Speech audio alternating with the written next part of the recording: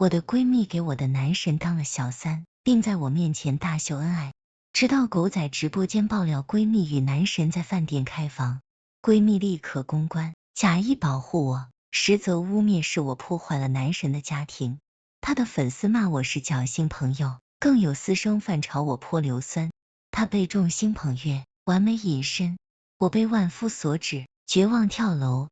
临死前，她恶狠狠对我说，为什么你有那么幸福的人生，我却要靠你的施舍过活。再睁眼，我回到了来饭店接她那天，她看着男神离开的背影，笑着对我说，要不要我亲你一口，就当他间接亲你啦。穆晴穿着浴袍，露出精致的锁骨，脖子上还残留住暧昧的红痕。她拿住毛巾擦住正滴水的头发，这风情万种的模样，真该让她的粉丝们看看，毕竟这是他们口中的清纯小白花。她言语认真，好像真的要为我实现愿望。她知道的，我一直暗恋萧雨，就是刚刚和他翻云覆雨的男人。我深吸一口气，国中时候的我，在爸妈的帮助下，资助了偏远山区无父无母和我同年纪的穆晴。多年来，我们一直书信往来，建立起深厚的友谊，我把他当成最好的朋友。高中毕业时，他告诉我自己落榜了，我怕他难过，隔天就出发接他去旅游，安排他的一切吃穿住行。因为他的演员梦，我更求爸妈帮忙，花钱把他送进了一所艺术院校。大学毕业后，担心他无背景在娱乐圈受人欺负，不顾爸妈反对，名校毕业的我给他当起了助理，事无巨细的照顾他的生活起居。但前世临死前，他说受够了我的假好心，我只要在的一天，就趁得他什么也不是，我的一切他极度的发狂。直到我死的那一天，我才明白，农夫与蛇是真的存在的。穆晴见我不说话，扯了扯我的衣角，我喊你来没有别的意思，你别多想。是经纪人说着有狗仔，我太慌了，我勉强的扯扯嘴角。我明白的，你把我当最好的朋友，我就是你的主心骨。我说出他后面即将说的话，上一世我就是太傻，才会相信这种说辞。穆晴一愣，随即点头，这次我没有忽视他眼底的嘲讽。呵呵，想来也挺可笑的，一直声称把我当成最好的朋友，却睡了我一直暗恋的男生，还要喊我过来亲眼目睹，茶里茶气的说没有别的意思，你别多想。记得大学毕业那天，我拿住鲜花，在穆晴的鼓励下，要去向萧雨告白，却亲眼目睹了萧雨在和一个女孩拥吻，我落寞离开，自此把对他的喜欢一直埋藏在心底。不久他进演艺圈，并高调宣布了自己已婚，他们从校园爱情走向婚纱，一直被大众羡慕且祝福，所以在大家以为他出轨了我，纷纷声讨我们是渣男贱女。呵呵，我笑出声。安安，你怎么了？穆晴走过来拉住我的手，我不露声色的抽出我的手臂，突然想到还好没跟他告白，不然这不是遇见渣男了，婚内出轨癌。我玩味的看住他，没有错过穆晴的表情变化，毕竟他做的一切都是为了让我不如意，可是现在一拳打在棉花上的滋味可不好受。回想上一世，我看见萧雨后，整个人呆若木鸡，被穆晴扑啊，说我是他最重要的朋友，他真的爱上萧雨了，希望我能帮他保守秘密。我自己消化了很久，依然选择站在穆晴身边。自此他们的约会都要叫上我，以此掩人耳目。想来每次他们的约会，我强装无所谓的样子，在穆晴看来一定很可笑，我不过是他 play 的一环。安安，以防万一，我们在这住一晚再离开吧。如果狗仔在外面蹲一夜，岂不是拍到你和萧雨在同一间房走出去？我反驳他，没关系，这不是有你在吗？我们不过是讨论工作罢了。穆晴露出天真的笑容，上一世狗仔直播间爆料的时候，他可不是这么说的。他哭得伤心，和狗仔直播，兑现我的助理一直爱慕他，我知道这是不对的。他是我最好的朋友，没有解释，更没有道歉，他说的每一句都是真话。可明明事情的真相并不是这样。当天我被骂上热搜，他的粉丝骂我是侥幸，却忘了曾经说被我和穆晴的友谊所打动。网络上爆出各种我和萧雨的约会照，只有我知道照片截掉了一个人。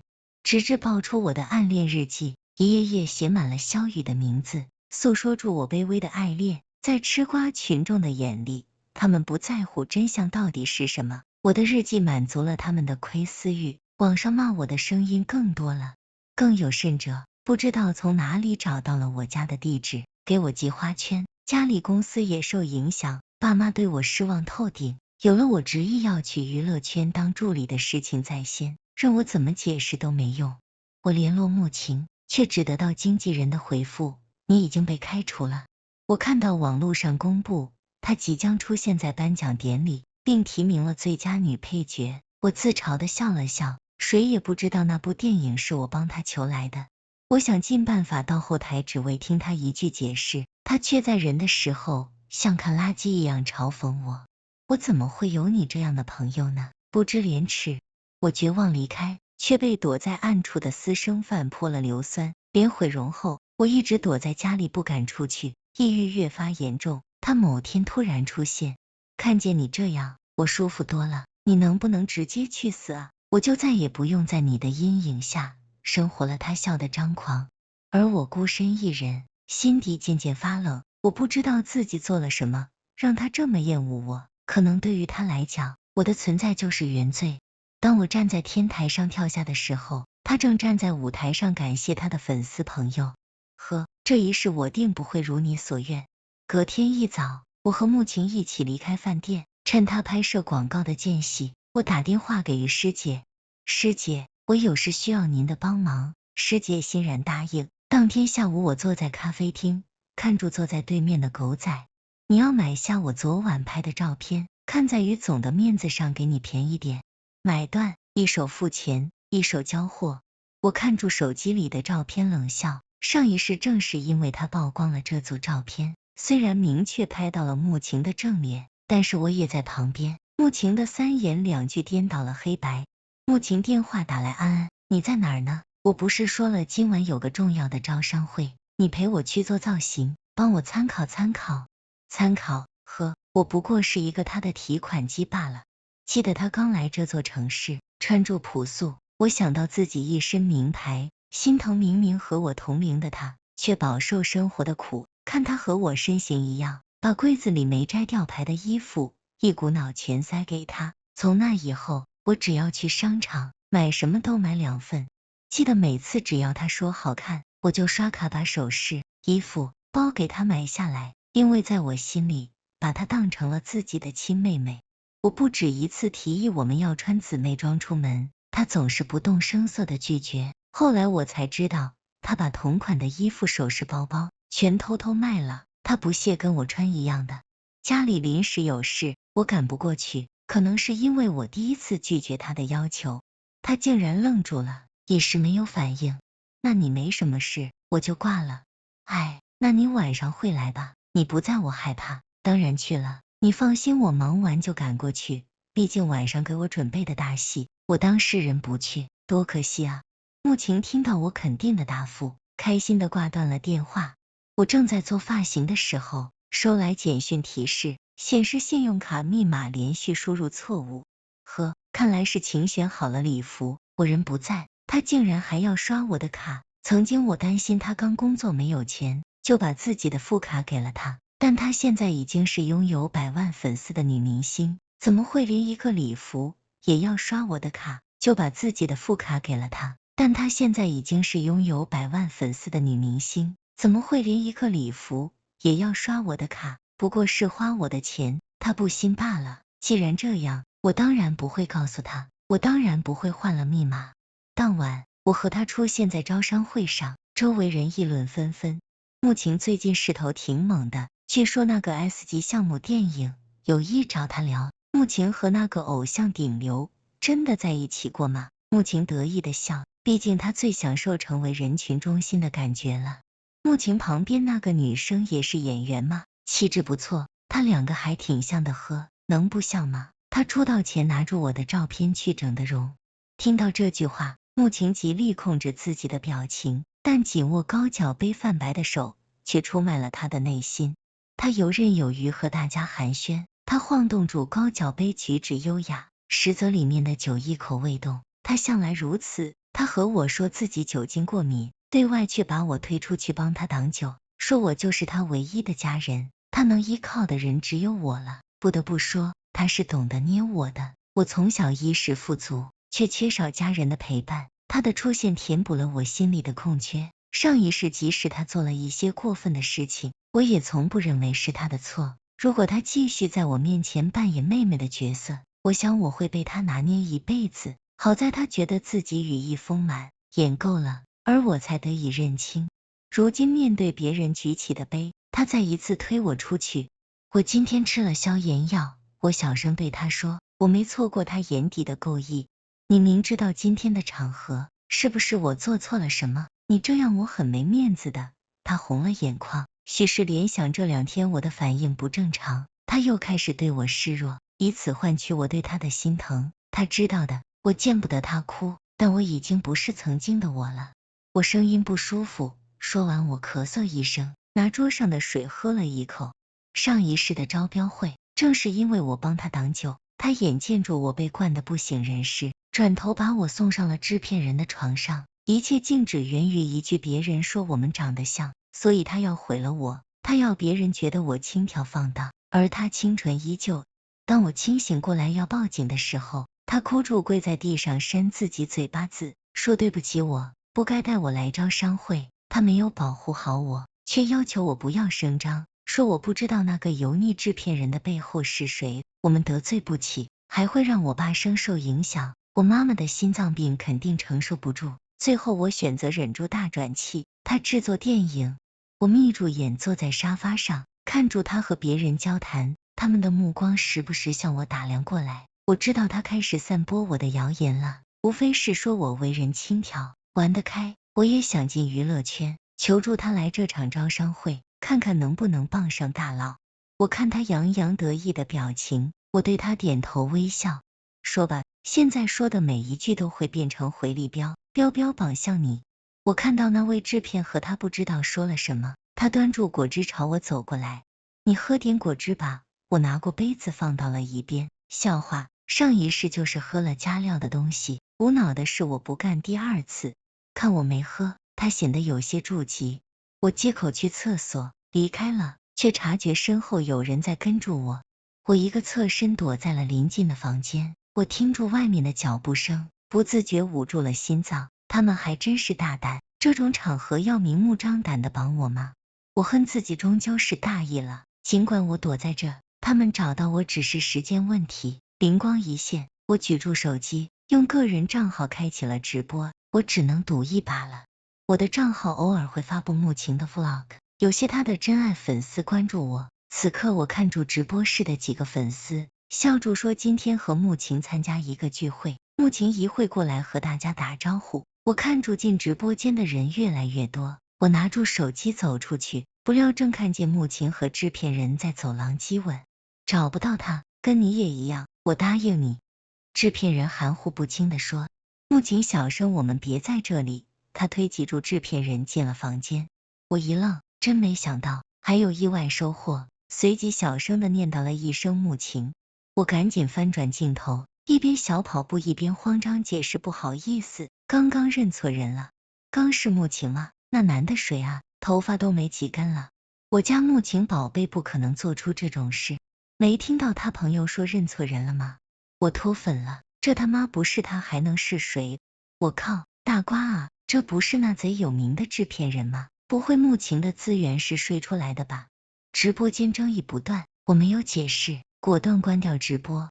当晚慕情潜规则尚未登上热搜，隔天慕情顶住黑眼圈，一脸疲惫的来到了我家，看见我爸妈正在沙发上看电视，亲昵的打招呼，叔叔阿姨好。他乖巧的样子一向很讨爸妈的喜欢。我自小被爸妈放养，一直很独立，所以从不向爸妈撒娇，甚至与他们言语相撞。自从接慕情来了以后，他就像一个调和剂，家里才有了欢声笑语。爸妈很感谢他的到来。他所做的一切当然都是表面，他就像一个变色龙，在我面前扮演成一个需要被照顾的妹妹，在我爸妈面前就是一个处处忍让不懂事的我的知心姐姐。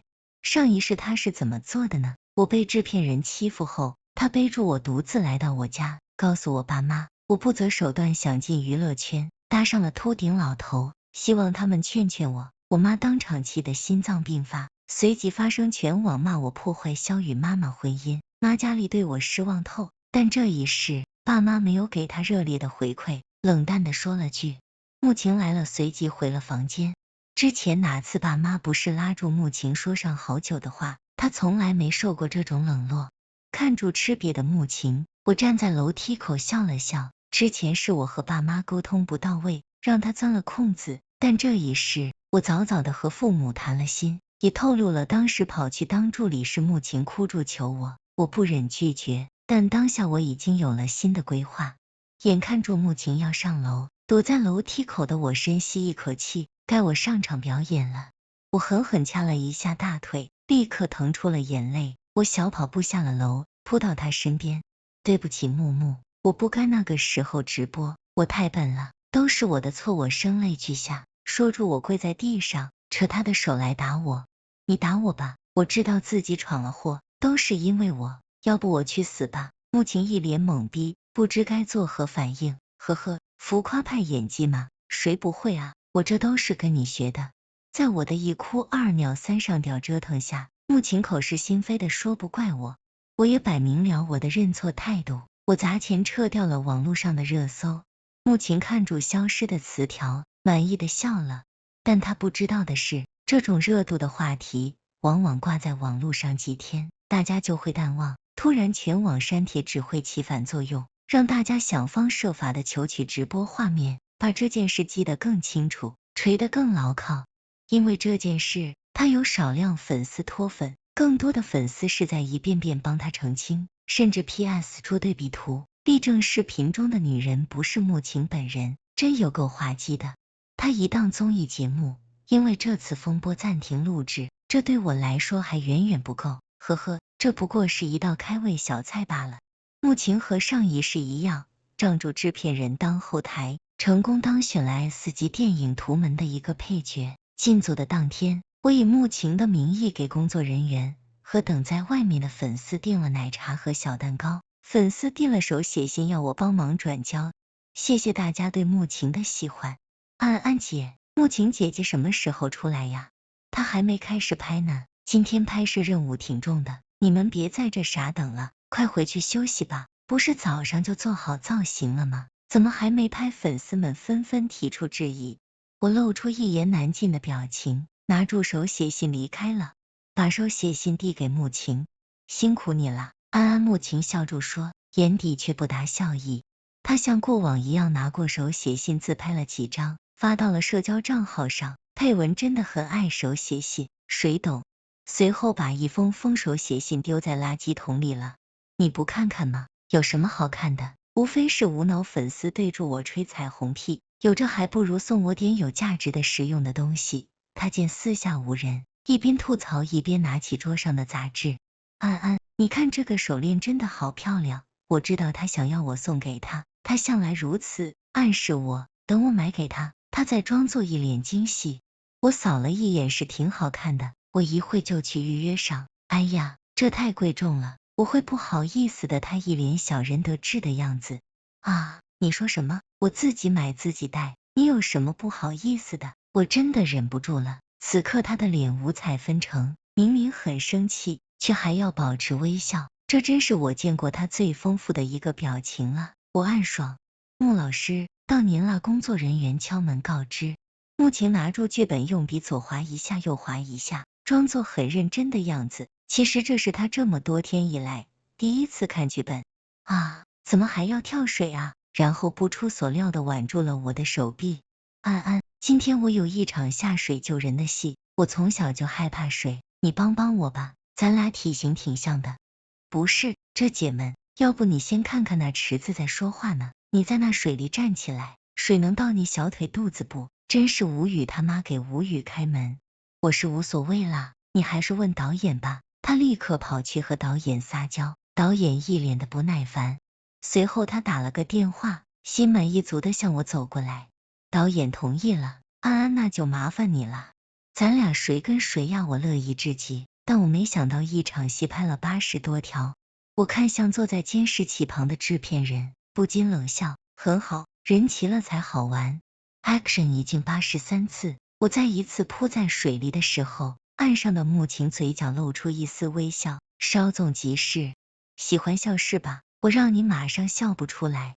啊，有血，别他妈拍了，快打120啊！这是怎么了？我晕倒在水池里，血从小腿上在水池里丝丝蔓延，我在众目睽睽下被120送到了医院。撕酒精碰上伤口的酸涩，让我不得不睁开眼睛。安安，你醒了？穆晴站在一边，一脸焦急的样子。我这是怎么了？我明知故问。你腿被划伤了，再加上你体力不支，晕倒了。啊！我看向自己的腿，为了显得严重，那石头划得挺深的，也不知道会不会留疤。对不起，安安，没事。哎呀，你快回剧组吧，别耽误你的拍摄。穆晴硬生生挤了2滴眼泪，依依不舍的离开了。我拿起手机看了一眼穆晴的超话，果然都在声讨剧组。最新消息，穆晴拍摄受伤了，被120拉走了。这剧组怎么回事啊？宝宝一大早就去了，结果等到中午才拍摄，这剧组太不把子子当一回事了。导演是谁啊？能不能对我们子子好一点？不能这么欺负穆晴，让我们姐姐等了那么久，还受伤进医院了。不一会穆晴受伤，穆晴不公平对待图门导演上了热搜，我正看得不亦乐乎。穆晴经纪人电话打来，安安，为了穆晴，你受伤的事情要保密一下。好，我爽快答应，但我不说，不代表别人不会说。下一秒我看到穆晴发了照片报平安，宝贝们，我还好，别担心啦。粉丝们在下面纷纷表示心疼姐姐，势必让导演受到代价。我看住这些小学生言论，很难笑不出来。随即图门导演开喷穆晴替身，受伤穆晴耍大牌，图门制片登顶热搜。这导演终于坐不住了，打开热搜词条，导演先是说明穆晴原定拍摄时间是上午10点，但他到了以后，在房车睡了5个小时，不得已先拍别的画面，等他化好妆以后，拍第1场戏就要求用替身，不知道和替身有什么深仇大恨，让人家小女孩拍了80多遍。至于为什么制片N这么多，让人家一时之间，前一阵穆晴和制片人激吻时间再度被提及，果然和那个制片人有一腿，看来越单纯的人设越不单纯啊。求激吻影片，而我这个受伤的替身也被现场的工作人员发出了正面照片。这不是穆晴的好朋友安安吗？好朋友还让人家拍那么多遍，闺蜜还是敌蜜啊？这女生实惨，那小白花还给粉丝报平安呢，真是个戏精，脱粉了。真没想到他是这样的人，我真瞎了眼了。一时间网络骂声一片，穆晴千算万算，算不到导演敢和资本叫板，因为他不用担心日后拍摄的资金问题和违约赔偿。我刚刚给他抛去了橄榄枝，我早已偷偷注册了娱乐公司，什么都缺，就是不缺钱。这导演说的就是真的吗？他肯定故意整穆晴，本路人觉得穆晴不是那样的人，事情肯定没那么简单。无论如何，我永远都在姐姐身后。呵，还有人喜欢穆晴，好，那就彻底一点，我要所有人都看见她的真面目。师姐，发出去吧，我传简讯给于师姐。穆晴粉丝信真的很爱手写信，不如送点实用的明星人设登上热门搜榜。穆晴的粉丝们集体破防了，好几个大粉脱粉回踩了，路人们吃瓜吃得很快乐。很快穆晴打来电话质问安安，影片是你拍的？是我拍的没错，网络上她在化妆间侮辱粉丝的影片是我拍的。为什么这么做？这对你有什么好处啊？穆晴显然乱了阵脚，因为看你不爽啊。什么？我是你好朋友，有你这样对朋友的吗？从你嘴里说出来朋友这个词，怎么这么可笑啊？穆晴，你真把我当朋友了吗？你自己做了什么你不知道吗？你知道什么了？我不管，你这样把我的影片发到网络上，侵犯我的隐私权肖像权，我要告你。哦，那你告去好了，我不介意把你做过的事公布于众。潜规则，抢别人资源，给萧雨当小三，你还要我接住说下去吗？穆晴挂断了电话，呵，还以为我是曾经那个无限次原谅你的人吗？他这样的垃圾，属实不配。我在病房拿住手机开启了直播，腿上的伤口隐隐发痛，痛得我眼泪直流，本来就苍白的脸更白了几分。大家好，我是穆晴的助理，也是穆晴的好朋友安安。我不知道她怎么变成了现在这样。12年前，从我决定资助她的那一刻，我就认定了她会是我这辈子的朋友，更是我亲自选择的家人。但是自从我决定资助她的那一刻，我就看到了网络上的各种新闻。我想要解释，只希望她是个好脚的女孩，真的希望大家对她多一丝宽容。她真的是个天真的小女孩。这女的被穆晴洗脑了吧？所以受伤的真是她。那穆晴还在那报平安，真服了。不是，就我关注到她，她说资助穆晴，穆晴不是富家女吗？楼上的穆晴一直住的朋友家，真正有钱的是这位。我靠，小姐姐，你还缺朋友吗？小姐姐，你清醒一点，穆晴就是个侥幸，快点远离她。穆晴突然闯进了病房，疯了一样抢我的手机，你别乱说话。我什么也没说啊，我一脸无辜。穆晴紧接住被经纪人拉走祖宗，都这时候了，你还乱跑什么？对啊，这种人人喊骂的时候，就应该窝在家里。我不由得想起了曾经我被网暴的日子，穆晴，曾经你让我承受的伤害，如今让你也经历一遍。自从那日穆晴从医院离开，我就再也没见过她，但我知道她不会就此作罢，她越不想我过得好，我就越要好给她看。我和朋友一起经营的公司，因为投资的那部电影赚得盆满钵满，更多的专案也主动找上门来。我正在办公室签合同，助理突然闯了进来，肖雨出轨词条已经爆了。我一脸疑惑，点进去发现我竟然是当事人。这女的不是穆晴的朋友吗？一丘之貉，什么心理啊？破坏人家的家庭，真恶心。这个女的挖出来了，她是娱乐公司的总裁，有资本有手段，是不是逼迫肖雨啊？我不自觉攥紧拳头，指甲抠住我的掌心。无论上一世这一世，男的都能完美隐身是吧？这群网友什么臭毛病？明明已经把照片买了下来，竟然还是被穆晴拿来做了文章。但没关系，我走到朋友的办公室，没办法了，咱俩拍个合照发出去吧。这出戏本来想旁观的，咔嚓我一把搂过朋友，拍下合照，发到了个人账号上，一句解释也没有，只有一张脸贴脸的合照。我靠，这不是肖雨的老婆吗？这小三和原配，这姐行，这姐太飒了。头一次看见这么炸裂的直截了当的澄清方式，磕到了，什么都磕，只会让我营养更均衡。穆晴怎么会想到，我新公司的合伙人正是肖雨的老婆齐苑？和她接触在我的计划以外，我们相识于在半年前一个福利院活动，我第一眼就认出了她。透过简短的交谈，我们异常的合拍。后来我们私下交流增多，我发现她是一个很真诚的人。我不忍他在婚姻里受骗，告诉了他肖雨和穆晴的事，谁料他毫无反应，我才知道他们一开始就是商业联姻，他对他有点感情，但不多。我们签了协议，是利益共同体，只要他让集团名誉受损，他要加倍赔偿，反之也一样。齐苑语气平平的和我说，谢谢你告诉我这些，看样子我能拿到不少赔偿，也不用再和他演恩爱的戏码了。我只能感慨，还是有钱人会玩。接下来你要怎么做？齐苑的问题把我从思绪中拉出。他以为自己来了个炸的，结果发现自己拉了坨大的，应该会再搞点事情。哈哈哈，哈哈，笑死！齐苑笑得合不拢嘴，随即想到什么严肃的说，不过我得提醒你，他那样的人，逼急了他什么都能做出来的。明白？你什么时候离婚？不是吧，姐们？你还喜欢肖雨？你去看看眼睛吧。我白了一眼齐苑，我是怕你那边夜长梦多，肖雨也不是什么好人。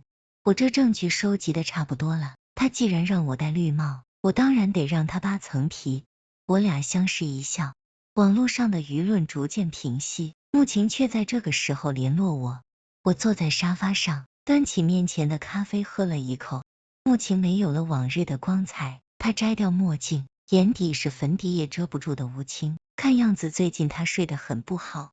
安安，你和萧雨的事我也不知道为什么曝光在网络上，但你知道的，我也不好帮你澄清。我静静的看他表演，我太了解他了，他知道自己翻不起什么风浪，所以不管怎样也要把我拉下水。安安，我知道我曾经做了很多对不起你的事，但是我真的知道自己错了。说完，他跪在我面前，我求求你，看在以前我们那么好的份上，你再帮我一次。之前的合作商全找我要违约金，我如果还不上，我会进监狱的。你也不忍心看我这样吧？你帮帮我，求你了。如果在我找他要解释的时候，他给我道歉；如果我在绝望时找他，他没有恶狠狠的咒骂我；如果我没死过那一次，我会原谅他。但是这个世界没有如果。如今看住虚伪的在我面前流泪的穆情，我只心生厌恶。不好意思啊，您哪位啊？说罢，我起身离开，想起什么又转身回去。穆情见我去而复返，以为我心软了，眼睛亮了亮，把眼泪擦擦。你的演技真的太夸张了。说完，我踩住高跟鞋彻底离开。一会去酒吧吗？祈愿打电话给我。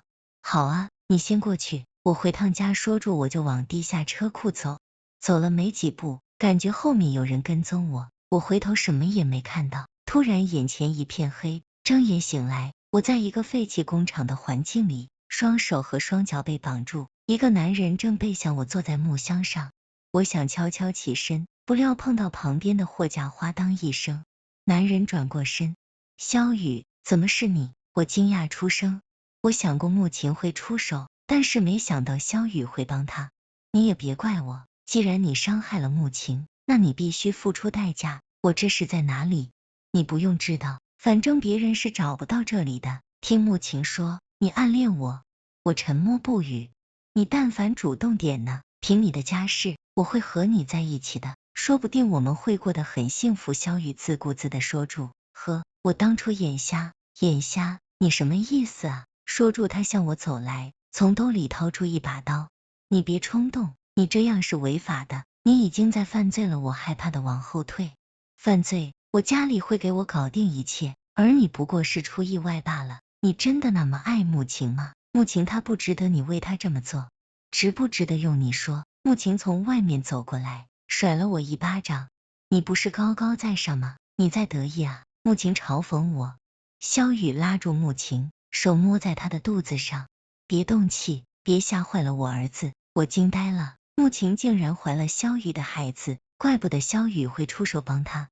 看见我惊讶的眼神，穆情得意极了。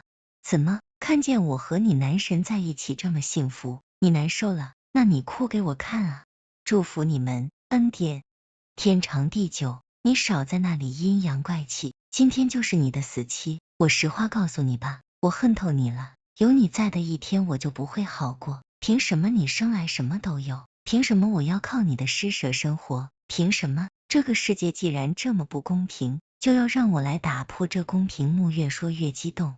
如果没有我，你还在山区里没学上，可能早早结了婚嫁了人，你这辈子也不会实现成为大明星的梦想。穆情，人要知道感恩，感谢你什么？感谢你在我面前的炫耀，还是感谢你对我的施舍？萧雨在一边看住面目狰狞的穆情，面露难色。穆情，我说了控制一下你的情绪，要是我儿子出了什么意外，你知道后果。穆情白了萧雨一眼，看向手中的刀。萧雨，只要他彻底消失，我才能安心养胎。动手吧，你们会后悔今天所做的一切。随即祈愿带住警察冲了进来，一把按倒了穆情和萧雨。安安，你没事吧？担心死我了。祈愿一脸担忧，给我松绑。我知道他会及时赶到的，与其说我被绑架，不如说我一直在等这个他们绑架我的机会。